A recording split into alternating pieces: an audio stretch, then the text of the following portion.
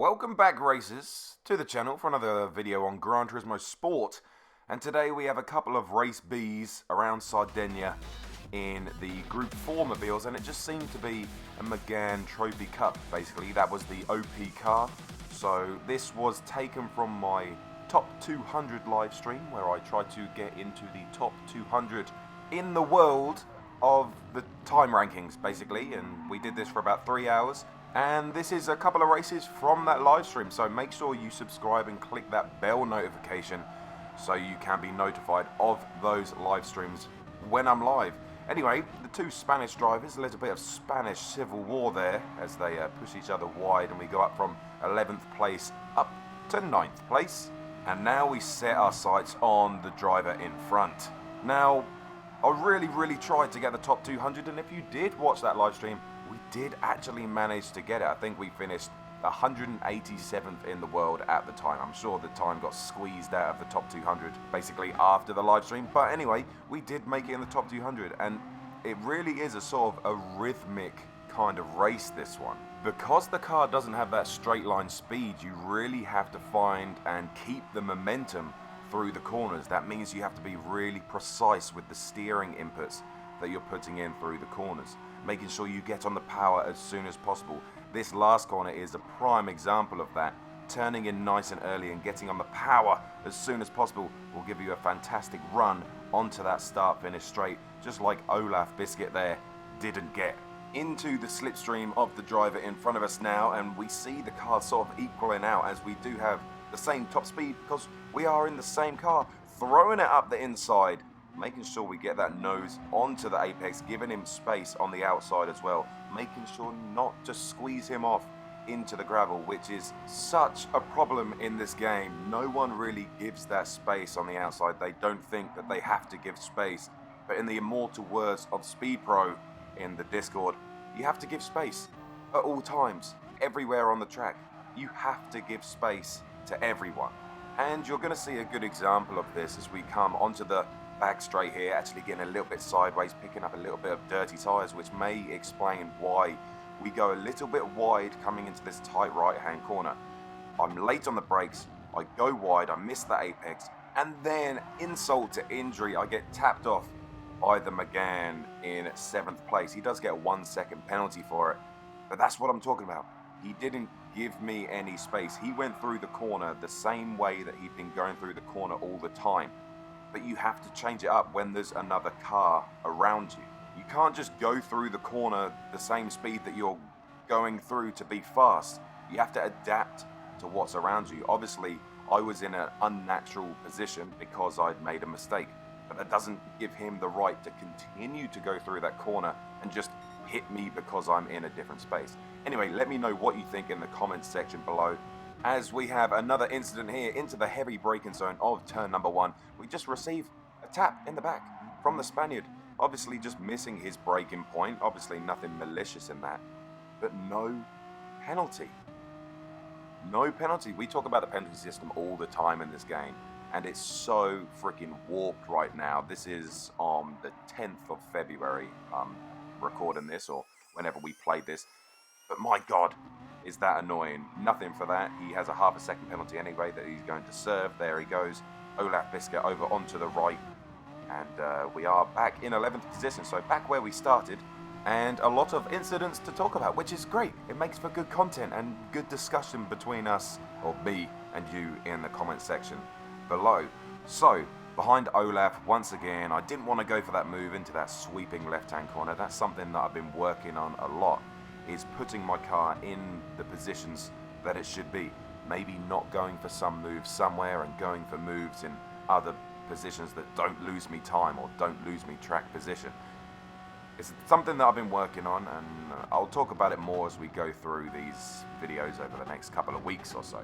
Anyway, one last incident for the race. I'm not really sure what happens because we're quite a way back on this, but the cars in front are going to get in quite the kerfuffle, as there is one car facing the wrong way. Incident with the Spaniard puts him off the track. The rejoin from the Spaniard hits the finish. I have to do some reaction braking there to make sure I don't tap into the back of the finish driver. I don't touch him. I checked. And we get 7th place. Up from 10th to 7th in the last couple of corners. And looking ahead as well, the Spanish driver also has a penalty. So as we cross the line, we're going to get 6th, 10th to 6th in the last sector of the race. Bloody hell, that's a good end. So that just goes to show, always finish your race. No matter what goes on in the race, finish it up and you might get lucky. So here we go, moving on to race number 2, 2 of 3 in today's video as we pass a sleeping Italian on the start-finish line, and we move into 10th position. So once again, starting in 11th, seeing how far we can go in the race. Looking ahead, the R4M driver, R4M Shadow GT, an imposter of the secondary account from Super GT. I wonder if he knows about that, as nothing really happens on that first lap and we move to lap number 2, coming into turn number 1. The German sends it up the inside of Ram Shadow. The Ram driver getting rammed, Folketta around there. Very fast driver, but seems to be an exceptionally dirty driver, as we did get cleaned out by him in a different race as well. Just didn't manage to get the footage. Olaf Biscuit all over the back of the Ram Shadow driver. We are keeping 9th place. Turn number 1 again. Ram Shadow repaying the favour. A little bit of retaliation there, punting him clean off the track this time, which is why he got the 4-second penalty. That the other driver went off the track and Ram didn't before. Now I'm very, very close to Olaf there, not making any contact. He was already sliding going into the corner, and this is where it gets a little bit weird. Coming out of the Ghost, we do make contact, and that sort of bounces us into the side of Olaf. Olaf on the outside, not a good place to be there, and we go up into 7th position. So quite dirty. Ram nice and wide there. We take 6th place, and just the Frenchman going for a move into the second to last corner. I call it second to last because it's a right and then a left, I guess, but that is not a place to go for a move. But no penalty. I didn't go off the track. I could have probably driven across that corner and he would have got a penalty. But anyway, tried to squeeze up the inside of the Frenchman there, not giving me much space at all. Didn't really have to though. Hitting the apex nicely as we come out of turn 1 and look back at the absolute madness that we need to run away from. There was someone spinning in the background, Olaf with a 2-second penalty, and it's just somewhere that you don't want to be on the final lap. So we just need to run away. And we do. We keep our noses clean, get around the corners nicely. A couple of cars dropped off that pack due to penalties or collisions, I'm assuming, and we finish in 6th place. Once again, we are literally turning into Super GT with all these 6th place finishes.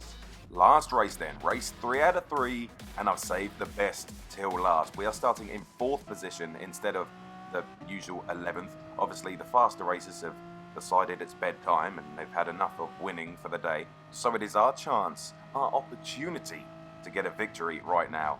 4 cars in front of us to get past, and they're all very, very similar in speed and pace to us, which makes it so interesting and so fun to drive. Gran Turismo Sport does a very good job of matchmaking people with similar abilities. Anyway, back to the racing. Nothing really happens until lap 2. Very consistent driving, just following them around until Ram Shadow sees an opportunity and puts it up the inside. Doesn't get the greatest run out of the corner.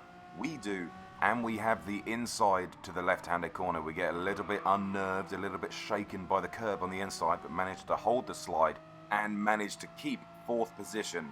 Okay, 4th position, we're going on to the start-finish straight now. We do still have the slipstream of the cars in front.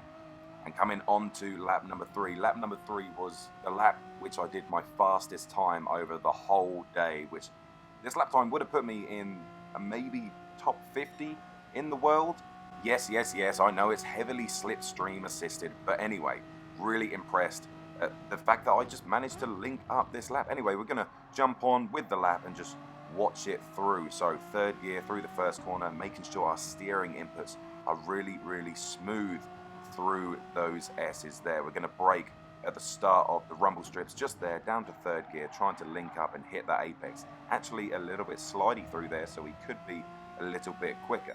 Moving over to the left, popping it down to 3rd gear, trying to link up with the apex. Once again, getting on the power as soon as possible, being brave on the accelerator, as the car does want to shift out towards that gravel trap on the left. But if you do manage to be brave and miss the gravel trap, you are on for a good one on the back straight. Braking on the rumble strips there, linking up with the apex and getting on the power as soon as possible, just kissing the gravel as it turns from gravel onto rumble.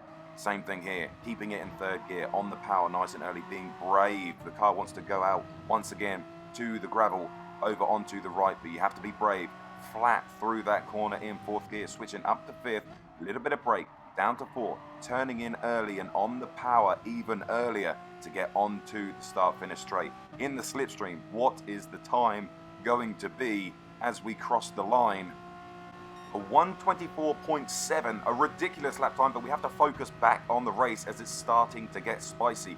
They're all over on the left-hand side. I make the decision to move to the right so we get that big cutback, managing to stay out of the backside of Mark. We get a nice run around Mark, and we're on the inside of Swiss Golfy 777 XXL. So into second place after the first couple of corners, looking very good. Mark there looking up the inside, but isn't aggressive enough with the move, probably wasn't on, just wanted to show his nose, see if I would make a mistake, and we have to go about tracking down the NER driver in front of us, still in the slipstream, so we do have that to our advantage. And may I say, look at that lovely livery that we are sporting as well. Anyway, back on to the racing, braking heavy. Can we get a nice run out of the corner here? Yes, we can. He gets a little bit slidey on the exit. He moves to the inside to go defensive. Once again, we go to the outside to get that cutback on the power nice and early. Moving to the inside. We are on the inside of him. Are we going to get the move done? Coming into this corner. Yes, we are. Giving him space on the outside, not running him off. But as we come into the final corner, we receive a little bit of a tap in the booty, and we do go off. Can we hold it to the line? He obviously would have lost a little bit of time due to the little tap, and we are going to keep that first position. What a damn race. That final lap was possibly one of the best laps I've ever done. The racecraft that I showed there, and I did, even surprised myself and definitely surprised chat in the live stream as well. So obviously if you want to catch me live, subscribe and hit that bell notification so you can actually catch me live as I do it in person, and you get to see my face. That is amazing, I know. But thank you so much for watching, liking and subscribing. Thank you to the channel members for doing what you do, and we'll see you in the next one.